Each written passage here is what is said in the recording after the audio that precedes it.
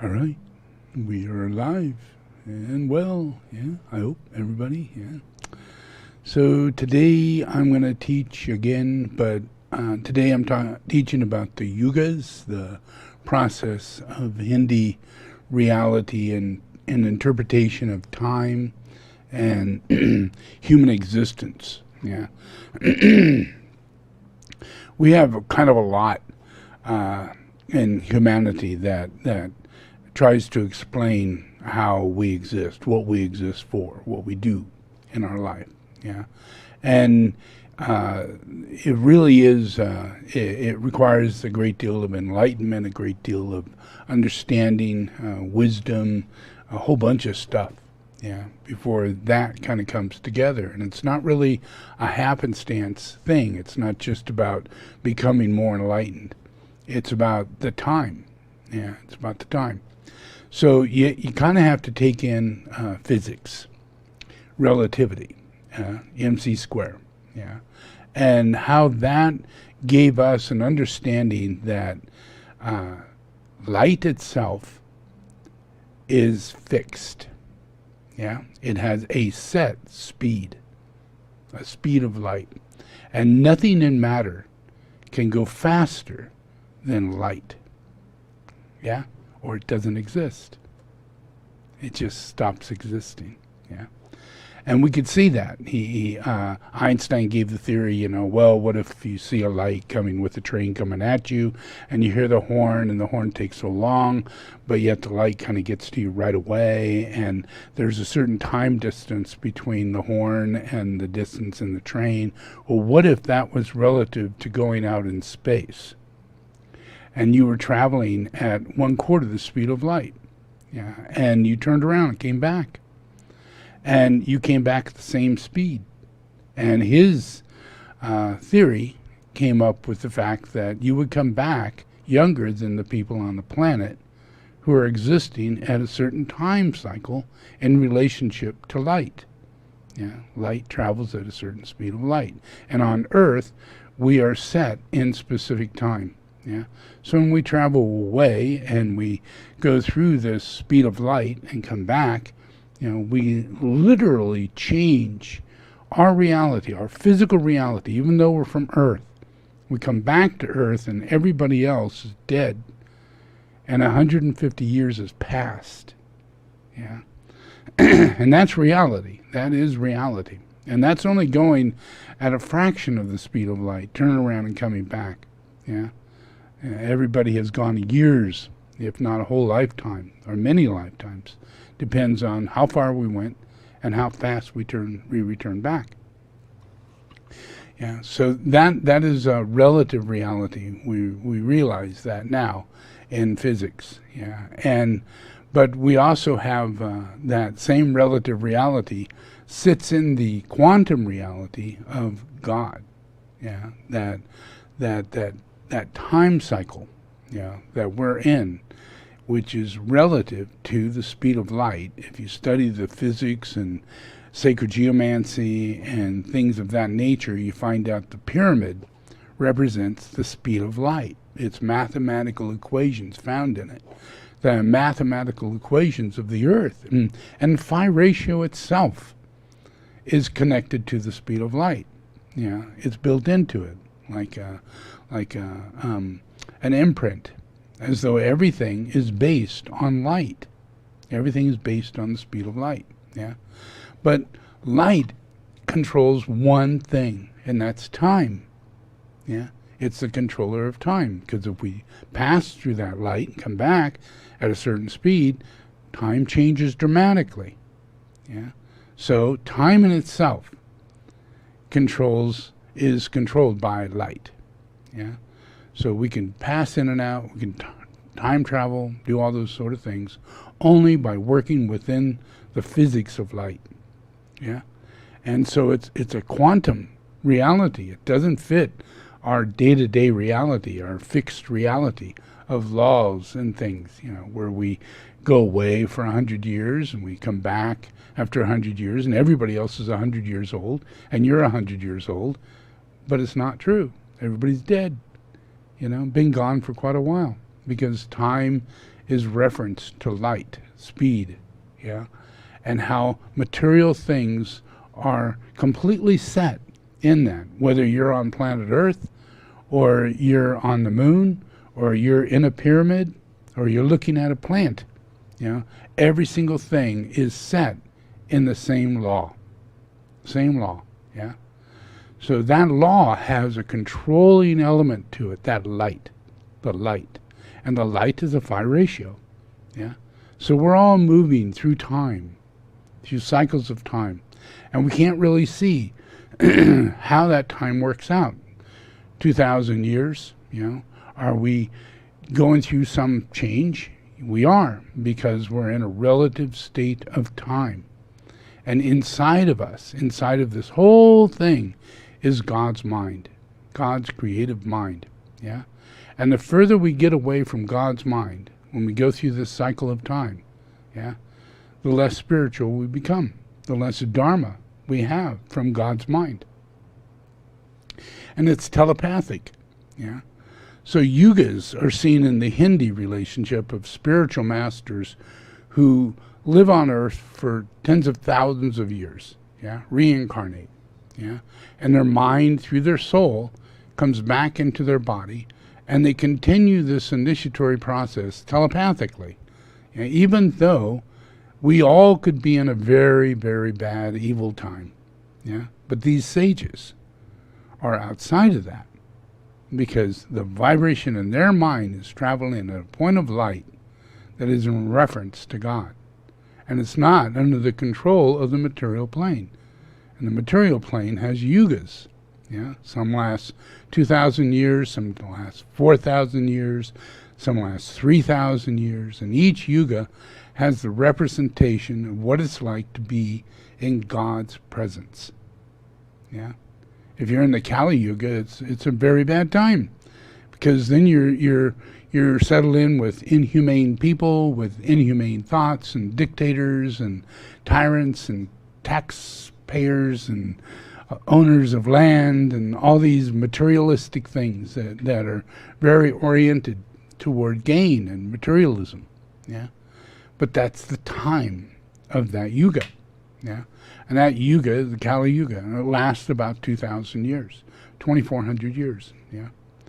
Yeah. So then there's a yuga that comes, you know, more yugas. There's 4 total yugas, yeah. So the yuga that we're working with, that we're coming into, is the Satya Yuga. And the Satya Yuga is a telepathic, intuitive yuga, yeah, because we're getting closer to the presence of God, yeah. And it's that time, yeah. And it's because it's set up in 4 separate sections, yeah. In your mind, you have the ability to relate, no matter where you're at in time, to keeping people in a safer place. So monasteries could be built, and universities of study, of scholars, of spiritual text, yeah. They can continue throughout time. So if we look back through history, we look back through ancient time, we find the most incredible things. We find the Great Pyramid.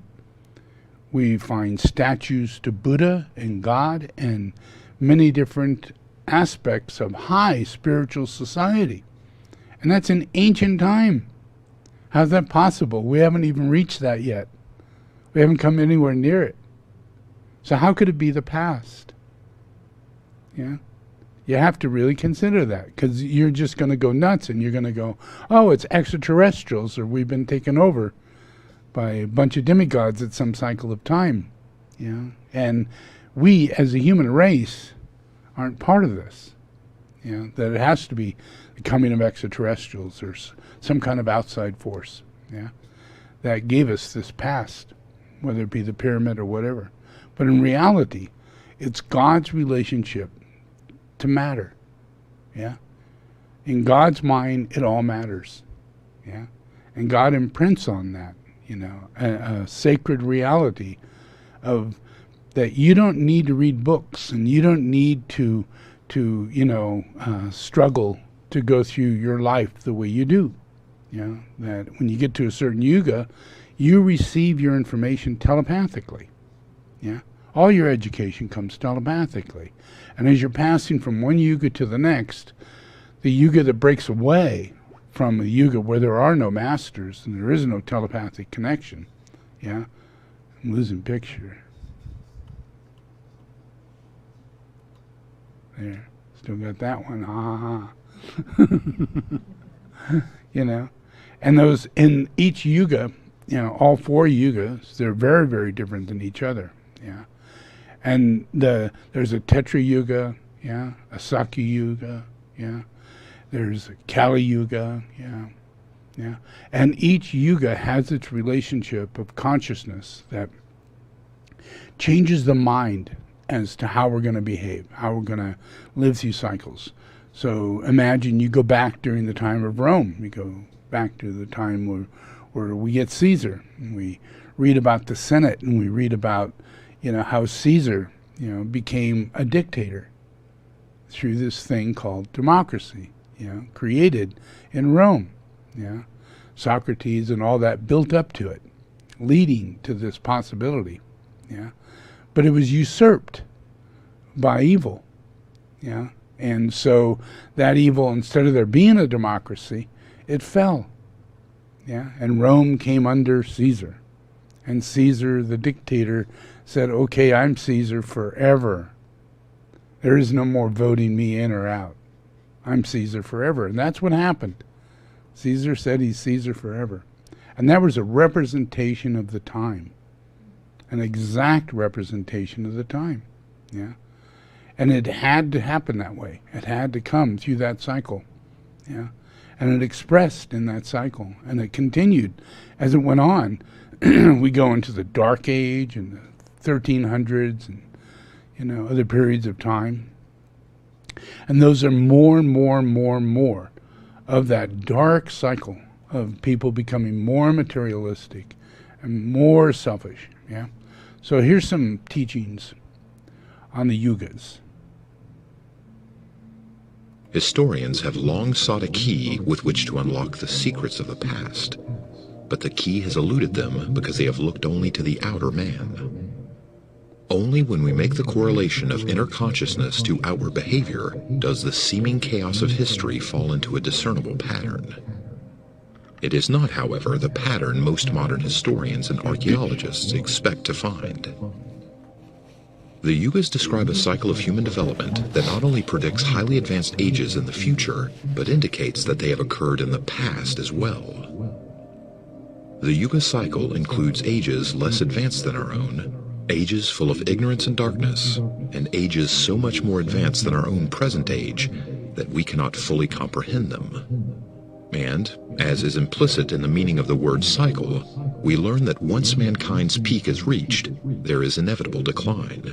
And once mankind's darkest point is reached, there is inevitable advancement. The Yugas are a tradition in India that goes back thousands of years. Sri Yukteswar does not base his understanding of the Yugas on tradition alone, however. Sri Yukteswar's insights spring from self-realization. His understanding of the Yugas is born of deep intuition. Yet his explanation is clear and succinct, and, as he intended, approachable by the Western scientific mind. Sri Yukteswar outlines the Yugas in the introduction to his book, The Holy Science. Writing in 1894, Sri Yukteswar predicted several developments that have since come to pass. The rapid development of knowledge in the 20th century and the discovery that energy underlies all matter. Sri Yukteswar's explanation predates Einstein's E = mc squared by over 10 years. These were not predictions in the usual sense of the intuitive perception of singular events. Rather, Sri Yukteswar's predictions arose from an understanding of the consequence of the change in mankind's consciousness from one yuga to the next.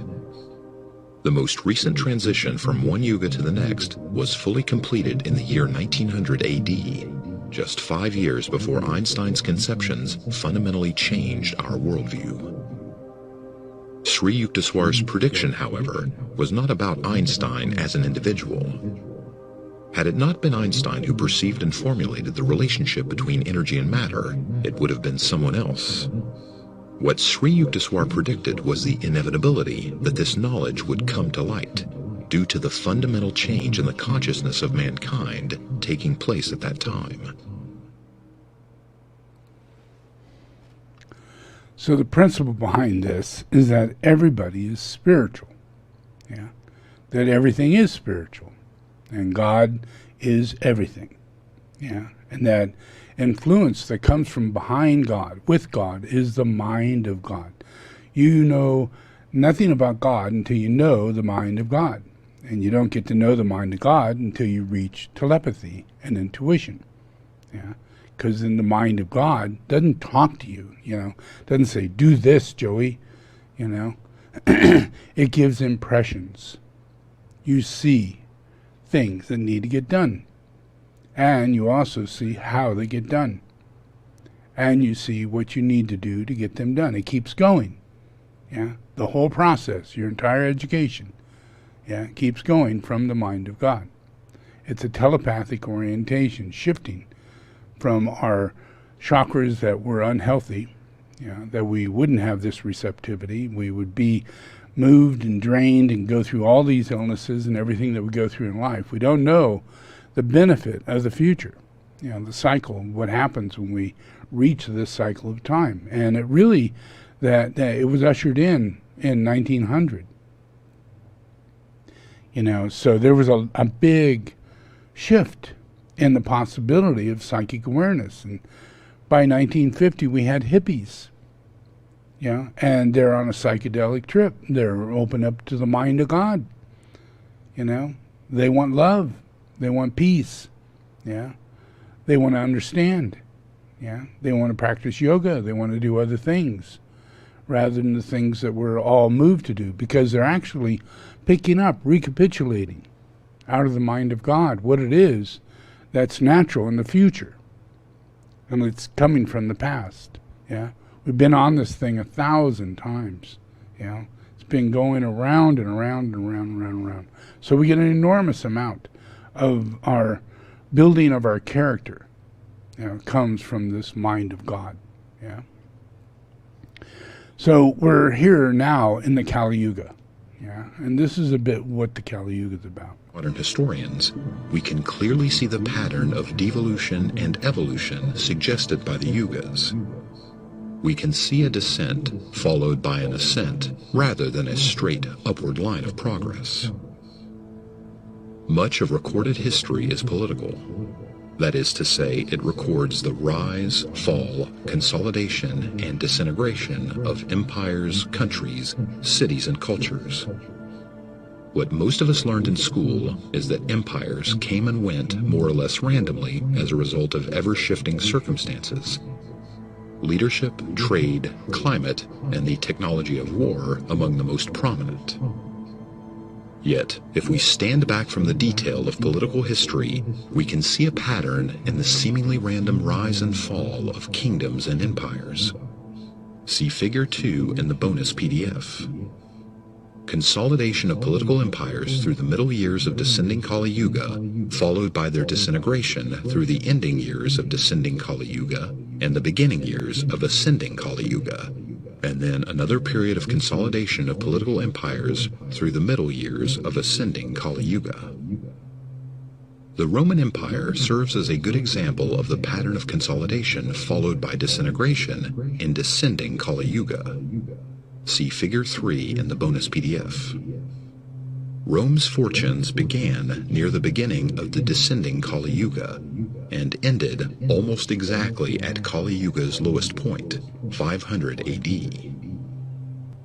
Rome began as a republic with a semi-democratic system of government. Historians usually cite the founding of the Republic of Rome around 500 BC as the beginning of the Roman Empire. The political center of the Republic was the Senate, a ruling body made up of two representative groups, the plebeians or commoners and the patricians or wealthy class. The Senate ably managed the affairs of the Roman state for many years. In the early centuries of Kali Yuga, various dictators, as they were known, because they could dictate to the Senate, were appointed by the Senate to help the Republic weather a crisis or a war. When the crisis ended, the normal rule by the Senate was subsequently completely restored.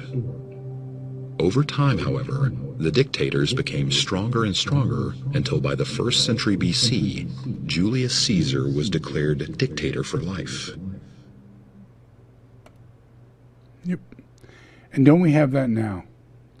We have it in China. Yeah. We have it in Korea. We just got rid of Trump. Yeah. And he loves the guy in Russia and China and Korea. And all these people are the very rare people, other than ones in Africa and other places, who are really, really, really evil and obvious, blatant dictators. Yeah. But the process is that we're in a yuga that always comes back and shows itself in the same way. Yeah. And those are purgings, because people reincarnate. Yeah. You can't just get rid of things. Yeah. People reincarnate, and they have to be evolved or rejected. Yeah. And when humanity doesn't reject, when humanity falls under them and actually praises them, like Trump, then obviously we're involved in a process of self-initiating delusions of grandeur. People create great big QAnon and all these different things go on simultaneously, and at the same time we have all these different outings of people in Hollywood and other places that are being busted for their processes with women, or whoever their pedophilia process is, or things that are being found now that were going on normally, because of dictators. All those people were dictating people to do these things. Yeah. Just like the guy had pedophilia. He dictated those little girls to do these things. That's a dictator. That's what a dictator is. Yeah. So there's a lot of that. And we don't know that, that this is what we are in process of. We are in a process where an incredible lack of dharma, an incredible lack, is existing on the planet, right here in front of us. Yeah, and yet I'm sitting here trying to illustrate and explain it. Yeah, and I overshadow these people to read books by Yuktesvara and do these YouTubes, to make it easier for you to get the messages and the teachings that are really necessary to unlock the spells, the curses that are placed upon humanity during this yuga. Yeah, it's all psychic. It's all very astral. And yet we're not astral people. We're intuitive, telepathic people. And we're actually governed by intuitive telepathy. It governs us. Even our desires of what we're going to do in life. Why are we incarnated, and what should I be doing in my life? And then you're directed to it, to destiny. And all these wonderful outcomes happen. And in that process, we choose, because of higher mind, a better world. But it's something that's going to happen to us. And it's going to happen because what I'm doing, with the tools and with the pyramids and with Shambhala and everything that I'm doing, is to clear the way, heal the influences that are happening, and it's impossible for them to heal without a long-term failure, a war, a lot of injustice, a lot of people slowly but surely being caught, hundreds of years this could take, or it could be fostered and moved, telepathically, because the future is based on telepathy. It's not based on materialism. So I'm coming in order to change everything by stepping into the future, representing the future, doing everything that is going to happen in the future, every single thing, doing it now, and that's giving you an alternative, against this yuga that you're in, and you're cursed by. And it's going to last as long as you allow it to last. but it's all dependent upon your telepathy.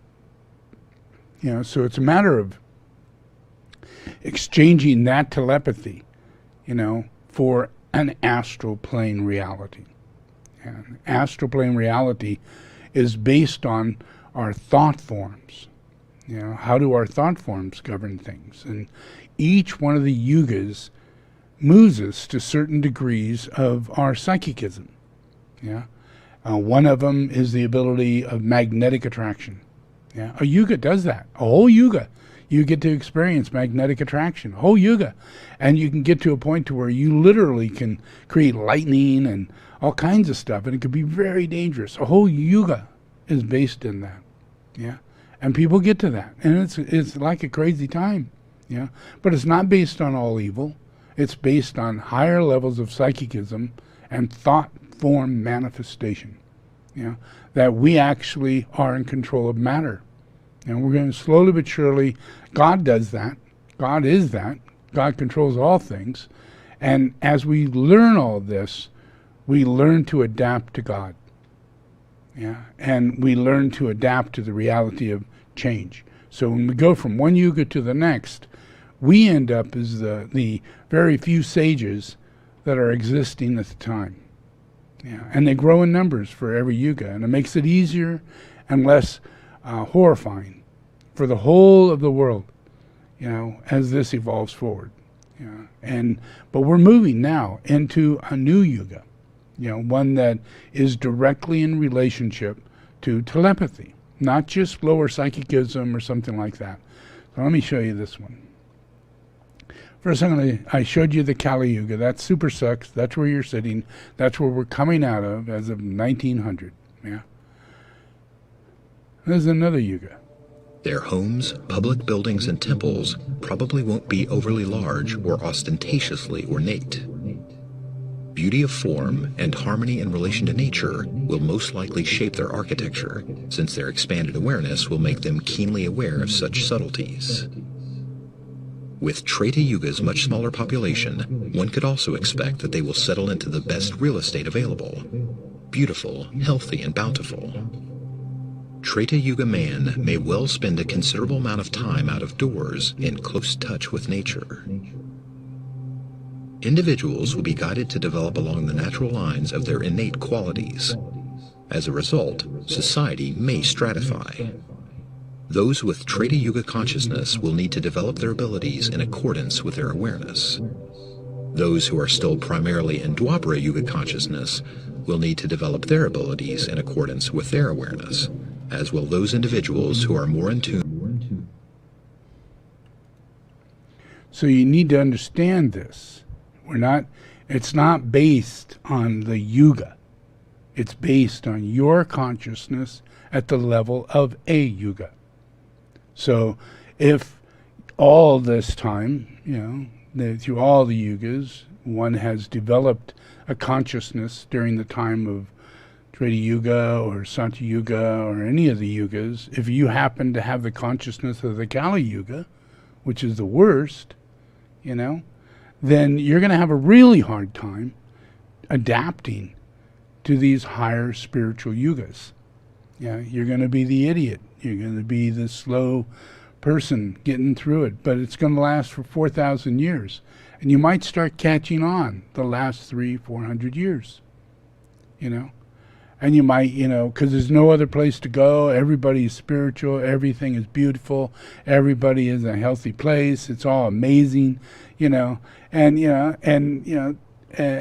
there's like 20 million still left that hasn't ascended into a higher level of that consciousness.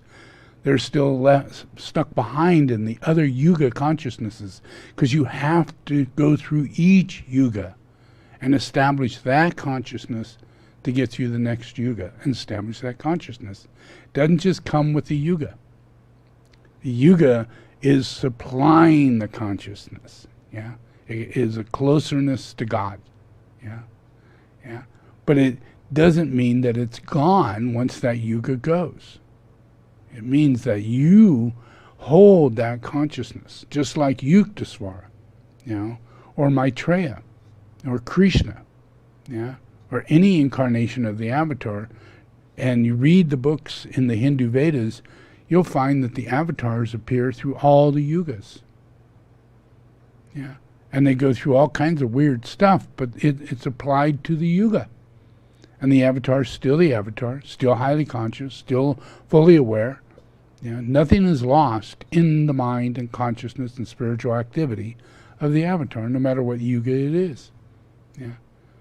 Because they're based on another level of consciousness, where they're immortal, they're eternal, they're beyond the limitation of light. Yeah. They are the light. Yeah. And they're standing in the midpoint of that light. So there's a symbol to that. This it's a pyramid. Yeah. And you imagine the light comes from the very point to the top of the pyramid. Yeah. And that's where God's at. God's the point of the light at the top of the pyramid. Yeah. And from that, God's mind creates the pyramid, which is all things in form and matter. Every single thing is phi ratio. Every single thing. No matter where you go, no matter who you are, no matter what you are, as long as you are in material existence, you are in God's mind. Yeah. God's mind is a pyramid. Yeah. So imagine God is the capstone of that pyramid, and God is self-realized, self-actualized. God is God. Yeah. So this is what it's like.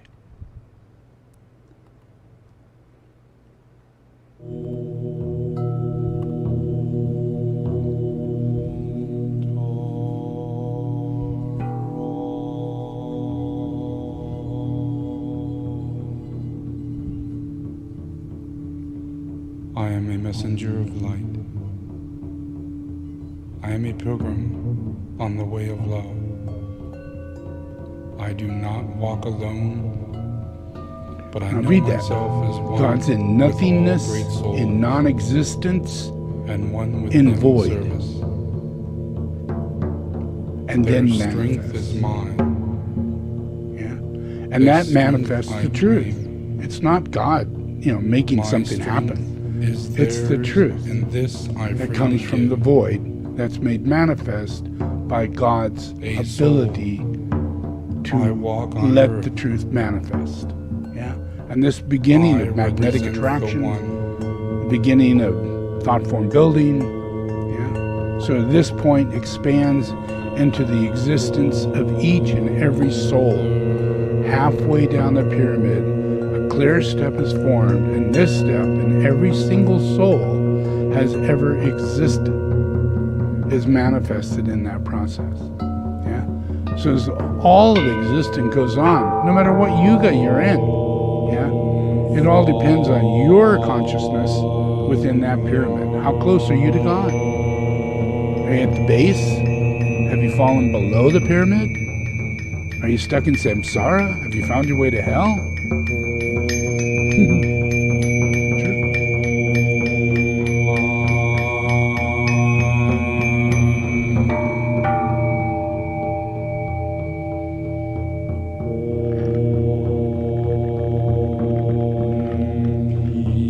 Peace on earth.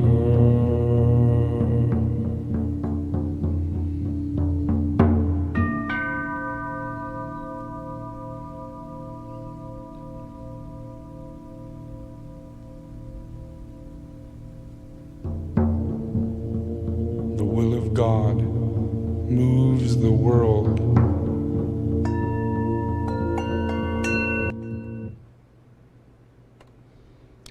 So that's my expression of that. Yeah. That the reality behind everything is based on this light, on light itself. And if you take light and put it into matter, it becomes sacred geometric form. It becomes thought form. Yeah. Here we are, human beings, we can think. Yeah. But in our process, we can think through lower nature rather than higher nature. Yeah. We can think through our emotions, rather than our heart. Yeah. Which is strong and courageous and understanding, has empathy and compassion. All these things that are based on our higher mind, bringing ourselves up into our higher nature, which takes us out of our emotional nature, which is very personal, very selfish, and it raises us up into our higher nature. This happens. This is what goes on in the yugas. Yeah? It's the nature of God's creation. Yeah? And it's constant. So we're never off this wheel. Yeah? Even when we get into the Kali Yuga, those who are the saints get to help. They are of service. And they learn that in one of the yugas. One of the yugas is based totally on developing service. It's a yuga of service. And you benefit from it. You get to benefit, and you learn to step away from all these misfortunate ideas of having a career and all that. And takes you into an action of service, what it is in life that is need of service. And then you get to be fulfilled by fulfilling your need to be of service. Yeah?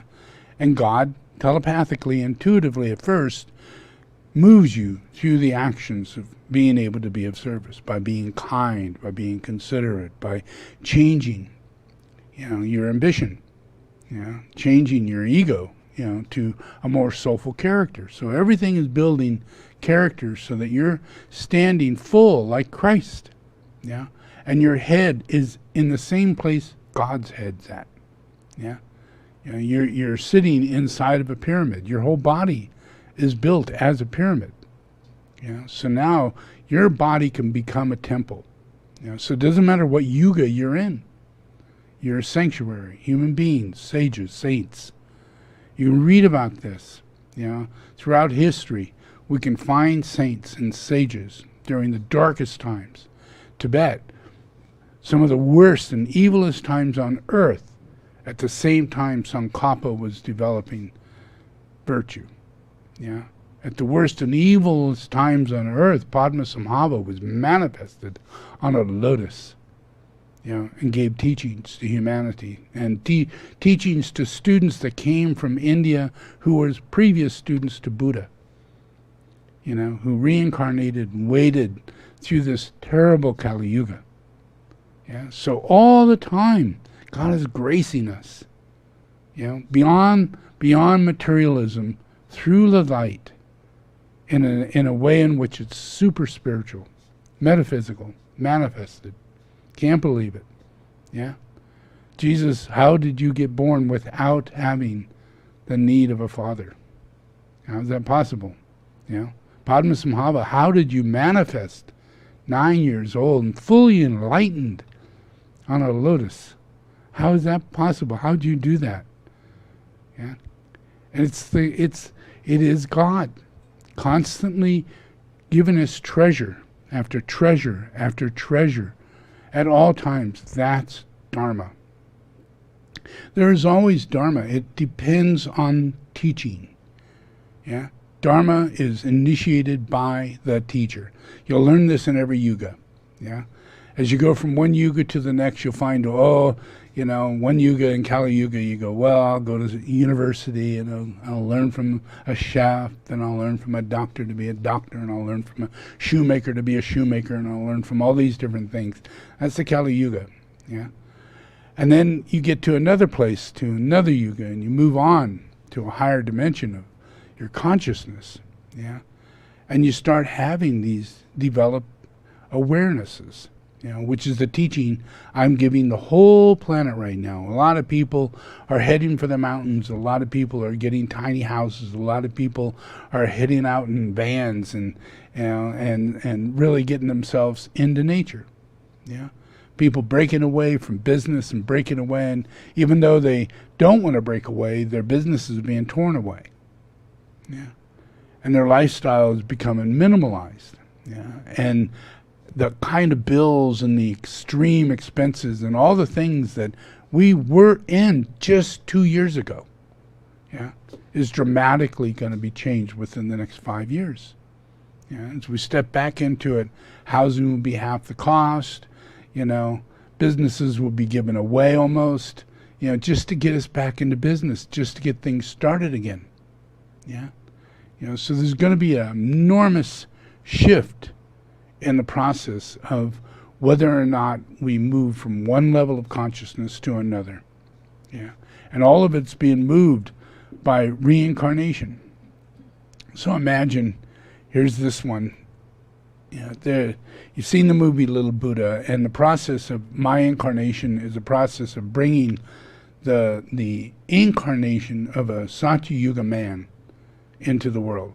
Yeah, there's a Tetra Yuga man. Yeah, there's a Kali Yuga man. Yeah, there's all these yugas, and which one are you? Yeah, and I'm Satya Yuga. Yeah, that's me. Yeah, I'm always that. No matter what incarnation I'm in, I am always representing that Satya Yuga. Yeah, because that's when everybody is capable of walking with me, talking with me, being able to listen to me, build the same thing I build. And there are 4 yugas. 3 of those yugas are under my teaching. 3 of them. Only 1 yuga is everything separated, and that's the Kali Yuga. It's the lowest realm of yuga, but still I'm there. Jesus was there. Gautama Buddha was there. All the teachings of Tibetan Buddhism was there. All the relationships that have gone on in time, since the time of the beginning of the Kali Yuga. Many, many, many, many events have happened. Yeah, but what changes us is the representation, telepathic representation of a being that represents the next yuga, the highest yuga. So we've had teachers, we've had like Dalai Lama, we've had all these different people, and they're of different yugas. They're not of the Satya Yuga. They have a belief system that goes with this and goes with that, and they fit those particular yugas. But we're not going into that yuga. There are people who are coming out of a lesser reality and are in that yuga, but they're not free. It's in the Satya Yuga that you become free. And we're entering into that. So by me taking birth, it gives me the opportunity to live out my birth, live out my life. Think the things I think, do the things I do, which are extremely strange, extremely. For me, in 1950, to be incarnated, doing the things that I did, things I talked about, all the things that I did, from there to today, are a Satya Yuga man. Nothing like anybody else walking around, not another human being. Everybody else is this, just coming out of Tetra Yuga, this and that. And people really get a lot from them. A lot of teachers, are from many yugas. And they help, but they're not the truth. They're not the final truth. The final truth is when you're set free, when you're telepathically given enough light in order to release your curse so that you could be free to go through your life. And that's why the Satya Yuga lasts for over 4,000 years. The other ones are 1,000, 2,000, 3,000. This one's 4,000. That's an enormously wonderful thing. So I come right in the beginning of it in order to walk from this day on, and represent the Satya Yuga. So I explain why temples are the way they are, why pyramids are the way they are, why old ancient temples are built the way they are, why the pyramid was built the way it is, and what it aligns to, and how we align to the sacred geomancy of vibratio and light, and all these things that are taught in higher teachings of other yugas, not the Kali Yuga, but other yugas. So every teaching that I'm giving is all the yugas coming out of the Kali Yuga, all of them, leading you up to the Satya Yuga, which I represent in my expression, the things I do, the things I say. People are going to do this sort of thing, These people are going to do this, and they're going to do it because they are the Yuga. They are, and they're going to reincarnate and become more and more that Yuga because of reincarnation and the presence that radiates out of me. Because I represent all those yugas. So every single person, when they die in this life with me on the earth, when they come back in the full glory of whatever yuga they are. They could come back as a whole bunch of people who are out of the Kali Yuga and in Tetra Yuga and fully capable of living very, very clear lives of service. Millions and billions of people just reincarnate, and all of a sudden you're born in another yuga. because that's your truth. That's your truth, yeah? And you get that from the Lord that comes from the Satya Yuga, that brings everybody through the cycle, all the way through, and they always have this light leading them through and keeping them going throughout the whole thing, yeah? So that's based in the Satya Yuga, and that happens the moment I take my incarnation, and that's what's going on in this one. So check this out. This is kind of cool.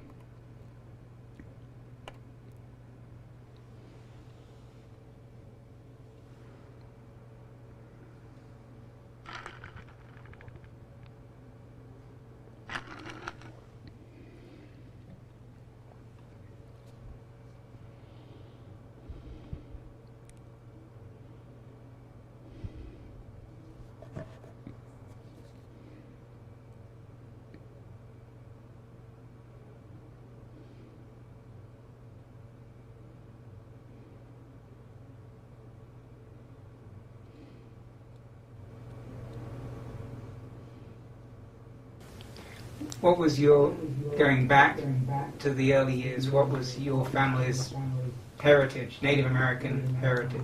Blackfoot and Cherokee. My dad was Blackfoot. My mom was half Cherokee. So there were a lot of things going on when you were young that were... Yeah.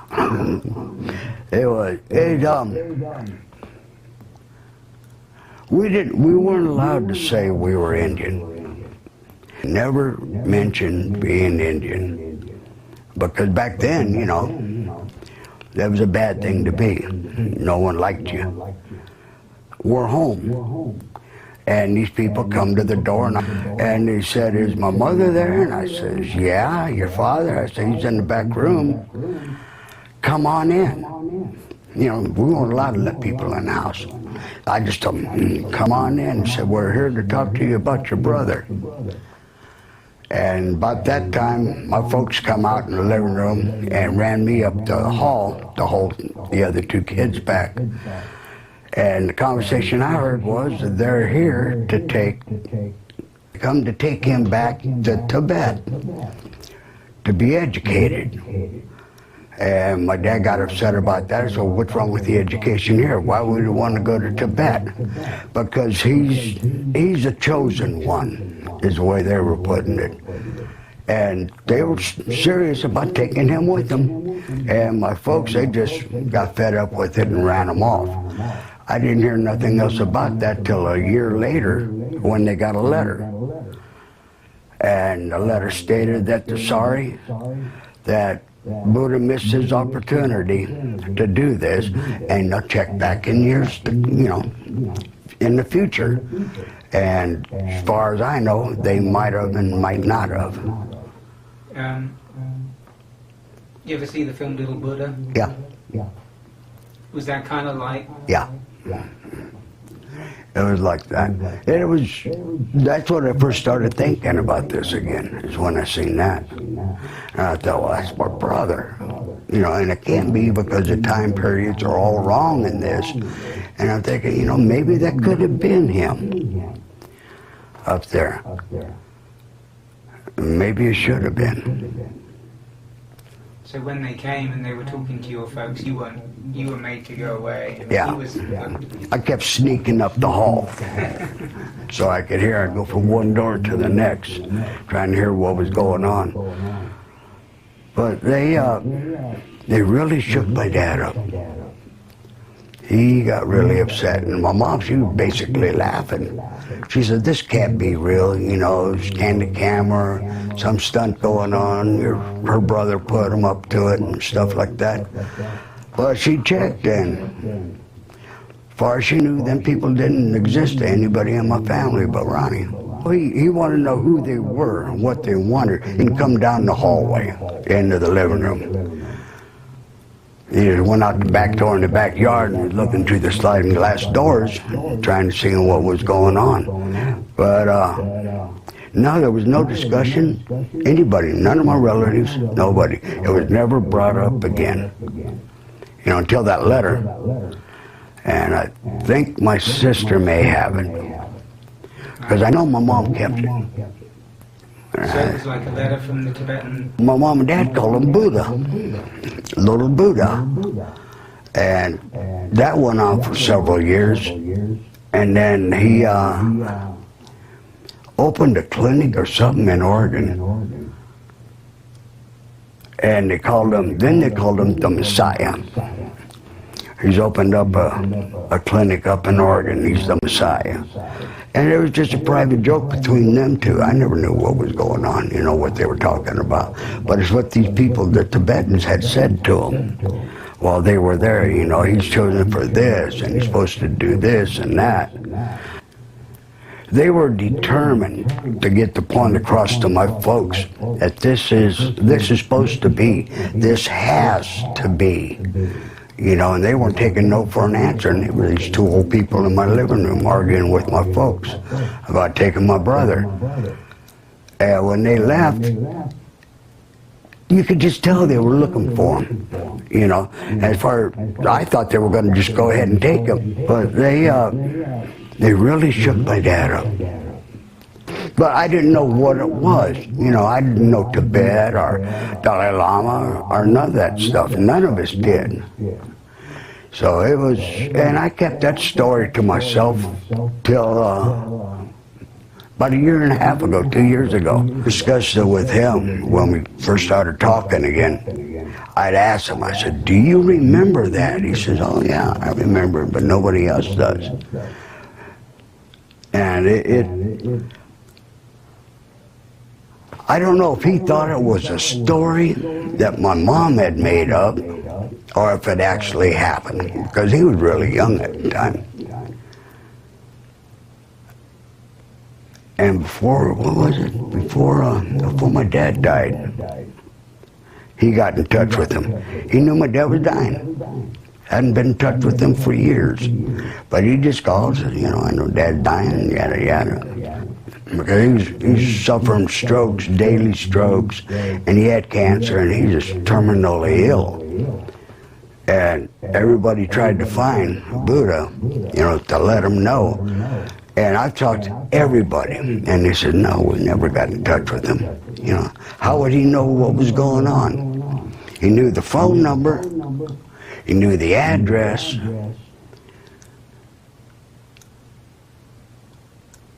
and what hospital he'd been in. He knew all three of them. I didn't even know him, you know.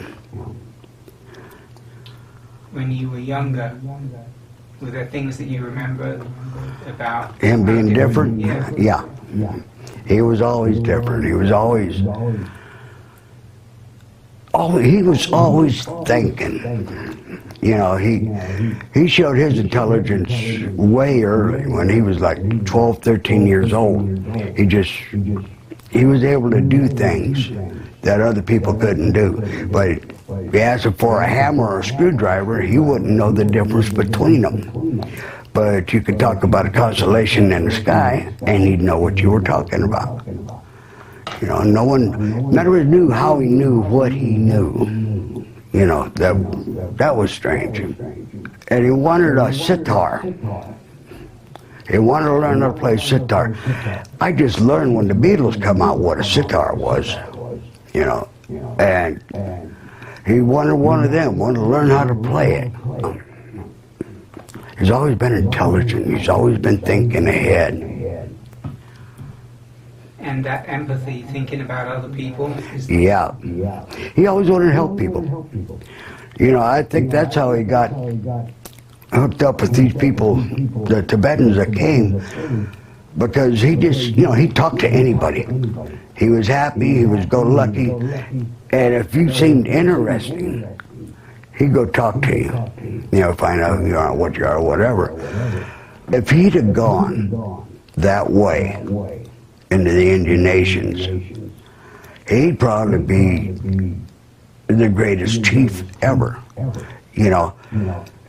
Come to visit me in Las Vegas once and tried to hook him up with a job, but he wanted to go grow grass, not smoking grass, but the kind you eat. That, Wheatgrass? yeah. He'd crush it up, put it in little shot glass deals, and sell it to the health food stores. He's making a fortune. You know, and I said, you're growing grass? He says, yeah, try it. And it become a big thing in Las Vegas for a while. Everybody got health conscious. But he started that. I think he helped start the first, I think it was a holistic restaurant where they just served sandwiches on everything organic. And back then, back in the 70s, organic, you know, didn't exist. Nah, I ain't eating that, you know. Got to have the chemicals. That's when I learned the word holistic. That's the thing he does there in Kathmandu. He feeds the people. He feeds them, clothes them, houses them. He just amazes me. No matter what he does, it's gonna turn out right, and something good's gonna come out of it. He likes to help people. He cares about people, and he's a no bullshit guy. You know what he says, he means, and says this is gonna happen. It happened. And I say he just, when he talks, you listen. You want to hear more. You want to hear what he has to say. And he's always been that way. Always held a conversation in a group of people. Everybody would eventually be around him. What's going on? His policy, do no harm. We grew up in a violent family. You know, and there was always someone getting hurt or someone getting beat up, or, you know, crap like that. But he back then he said, you know, why do we have to fight? You know, there's no reason to fight. I don't think he's been in maybe 2 fights in his whole life. But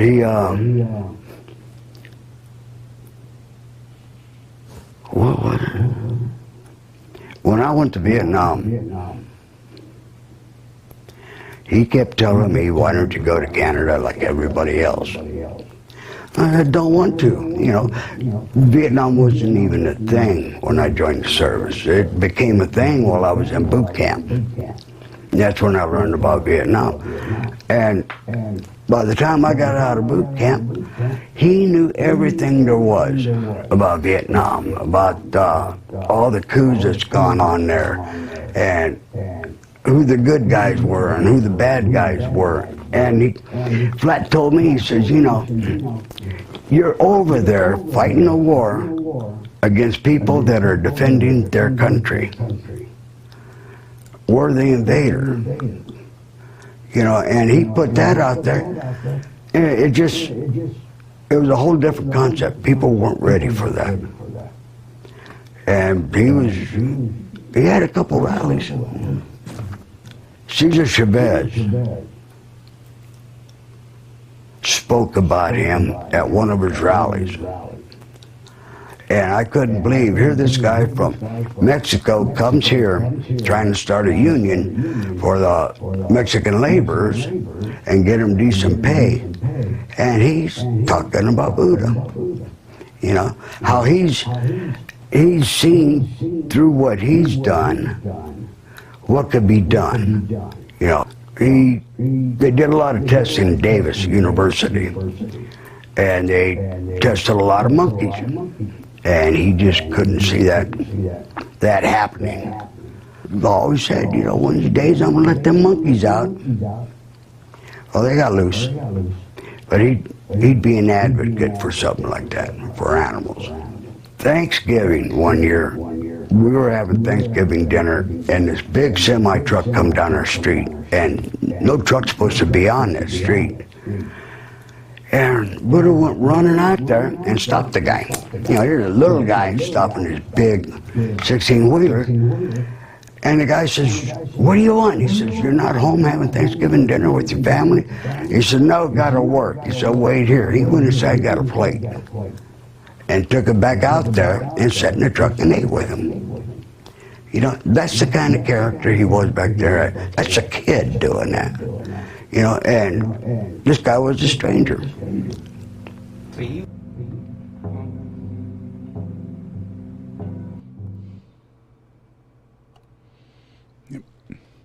And then later, I get enthroned. Yeah. So all of this is a process of what it's like in another yuga. And it happens to me even though I'm in LA, living with a Native American family who's very afraid for people coming to take your kids away and take them off to schools and things like that. Very common thing for Native Americans. Not a right house to come to and say that. Yeah. So it was really something for my parents to have to go through that. And yet I still continued. When I went on to school, I had a 0, an F, a 0, never got higher than a D. Yeah. And you think, gosh, I'm like a genius, because I am. Yeah. But my information doesn't come the way your information comes to you. I am led through an enormous amount of God consciousness. Yeah. And where I'm interested, where I find interest, is where God leads me. So it didn't mean the class I was sitting in or this or that. I would be more bored than any human being on earth. I would play games, I'd tear my desk apart, I'd take the door apart, I'd do anything but do my class, because I was just so freaking bored. Yeah, and so I got through it. 12 years of that crap, and yet I never, maybe once or twice, got a grade of a C, in woodshop or something, but not in something that matters if you're going to go off and get a job or something like that. Yeah, and that didn't matter to me. My whole process was that I knew that I was a yogi, and that my information comes telepathically, and I couldn't explain it, even though I was a child. So I know through my own experience that this yuga, the process of the yuga that brought me here, and the process of the yuga that is coming out of me and going into you, and all the work that I do, which represents every single yuga, is a process that allows us to understand that we can get through anything. That the yuga that we're in is the worst of the worst, but we're coming out of it.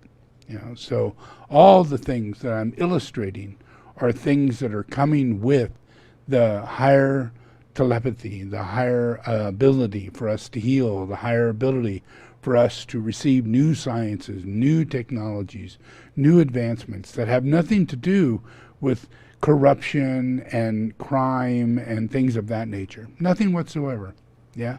A complete different consciousness, because it's based on service. When you're selfish, service isn't really part of it. It's not a question. It's not even in the situation. When you go to school, you're not going to school for service. You're going to school in order to compete. And get your grades up and get the grades you think you need to get. But didn't matter what I did. When I went to school, I was in service, and I served all the kids that were around me. I protected them. I spoke to them. I befriended them. I listened to all their problems. I was if you were in a wheelchair, I was the person who pushed your wheelchair. Yeah. If you had a problem, I was the person who sat with you when no one else did. That was me. It was just the nature of me, and I, every year, didn't matter what school I was at, no matter if I was being inducted into the military, I was still a conscious objector during a Vietnam War, and a conscious objector, due to the fact that I'm Satya Yuga. It doesn't matter what my circumstance is, I'll bring the Satya Yuga into it, and I'll turn that wheel. And when I'm existing, the wheel of Dharma becomes fortunate. All of a sudden, new sciences came into manifestation because I went into that field. New sciences and education, new everything is being manifested because I'm in this world. And so it's all a matter of turning the wheel of Dharma. It's the activity of Dharma that comes with telepathy and intuition, and not reading books or getting paid or all those things that we have ambition to do. but things that actually come out of our heart, and come through our mind, and are influenced by the incarnation of our soul. Those things happen because we're in a yuga that allows those things to happen. It's an environment that allows it to happen, and we're entering into that yuga. So that's why right now I am helping people understand Jesus Christ, the influence of Jesus Christ, using the term Jesus Christ, understanding reincarnation and Jesus Christ returning, and that the amount of energy that comes from Jesus Christ, is something that closes the door of the Kali Yuga. It was a very big cycle. The beginning of our Kali Yuga was Jesus Christ, and then the ending of the Kali Yuga is Jesus Christ.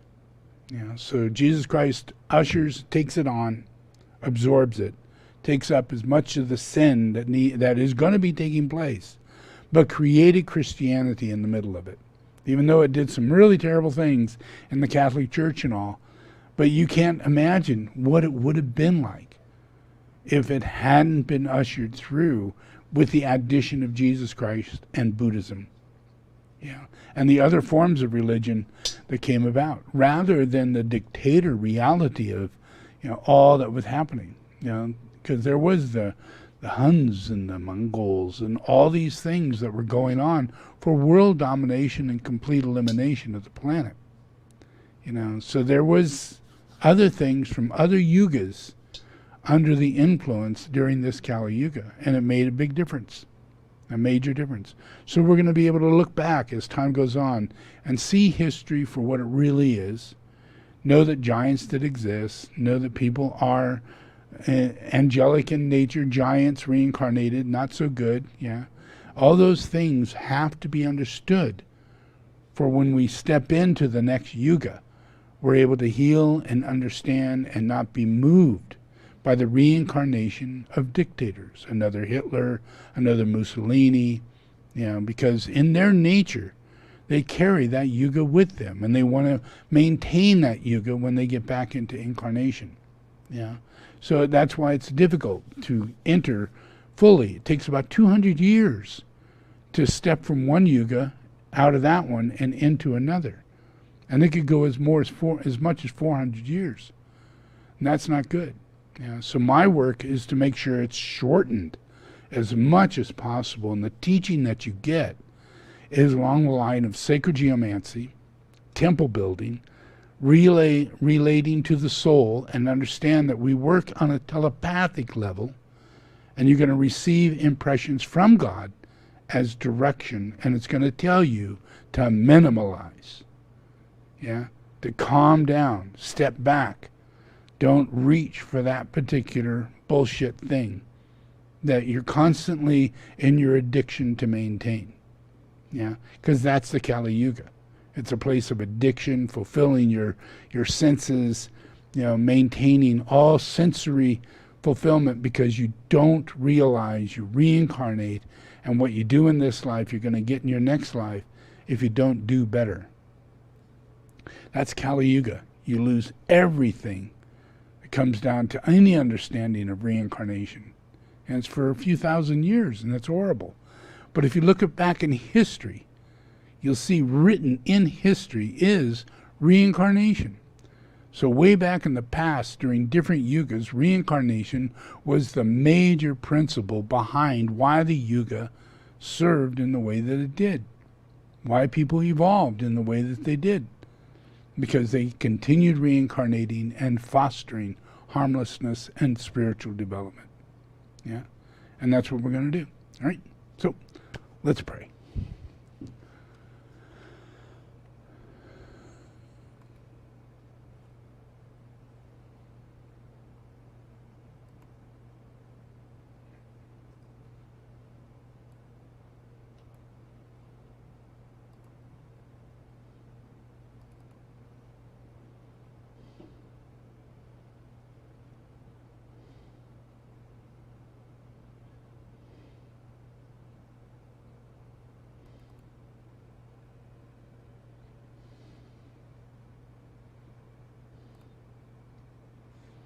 Okay.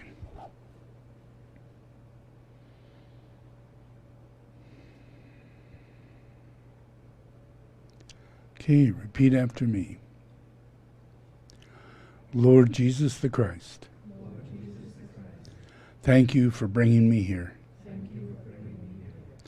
Lord Jesus the Christ, I open my heart to you today. I invite you to come inside. Lord Jesus the Christ, come and save my life. Receive me today as a child of God. Forgive all my sins and write my name in the book of life. I give myself to you, my spirit, my soul, my body. Receive me, Jesus the Christ. Now, the devil, the blood of Jesus is against you. I command you now to leave me. I do not belong to you. I am God's property. Leave my life. I disassociate myself from you. I renounce every evil covenant I have entered in with you. In the name of Jesus the Christ, I have received salvation. I am a child of God. Amen.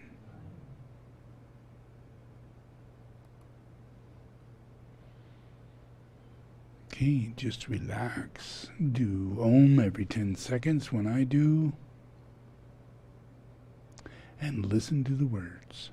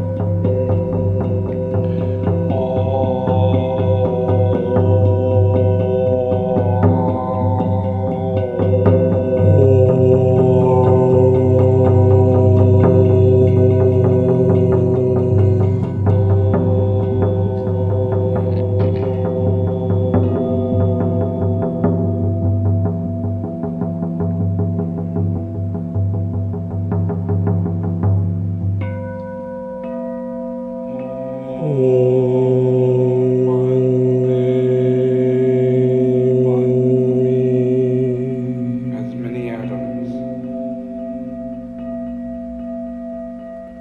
as there are in 1,000 billion worlds, so many times I make reverent salutations to all the Buddhas of the three eras, to the Dharma, and to the excellent community. I pay homage to all the shrines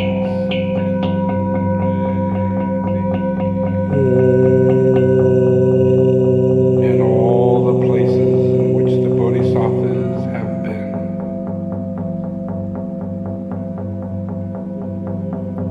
I make profound obeisance to the teachers and to those whom respectful salutation is due.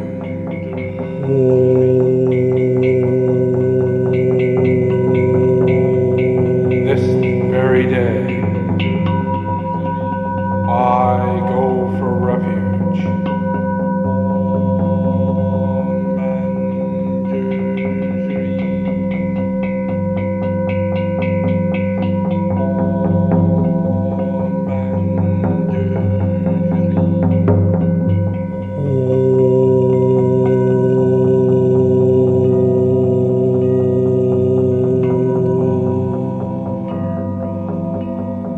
To the powerful protectors, whose purpose it is to guard the universe, the mighty conquerors who overcome suffering everywhere. Wholeheartedly also I take my refuge in the Dharma, which they have ascertained, which is the abode of security against the rounds of rebirth. Likewise, in the host of the Bodhisattvas, I take my refuge.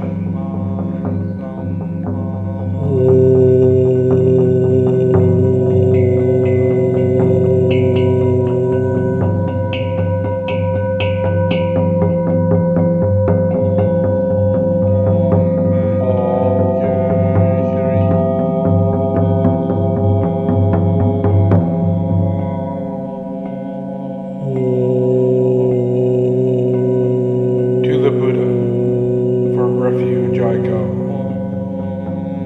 To the Dharma, for refuge I go. To the Sangha, for refuge I go.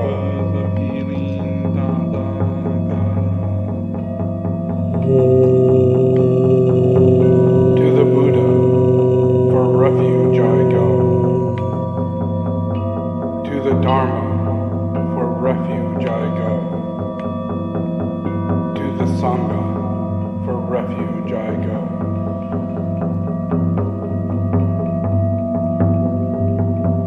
To the Buddha, for refuge I go. To the Dharma, for refuge I go. To the Sangha, for refuge I go.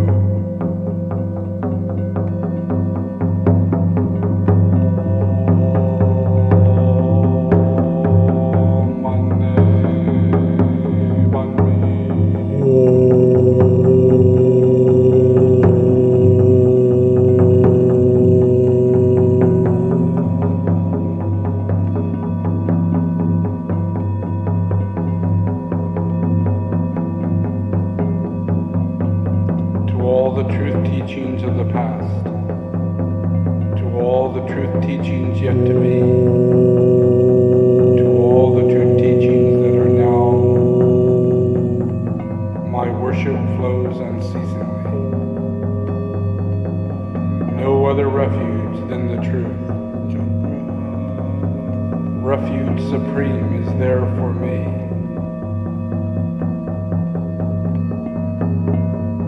By the virtue of this truth, may grace abound and victory.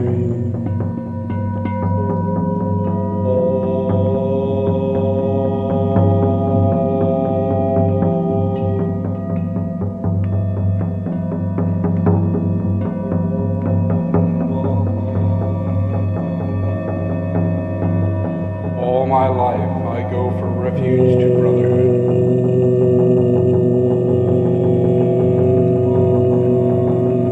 To all the brotherhoods that were. To all the brotherhoods to be. To all the brotherhoods that are. My worship flows unceasingly. No refuge but the brotherhood. Refuge supreme is there for me. By the virtue of this truth, may grace abound and victory.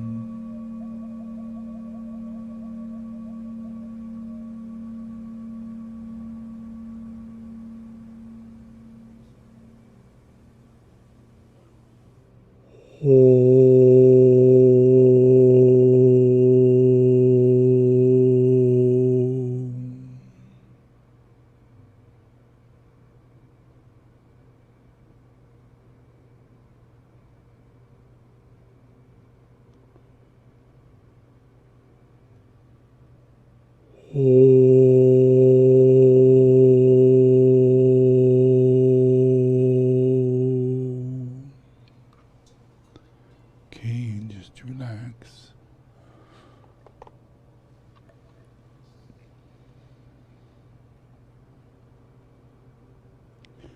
Okay, open your eyes.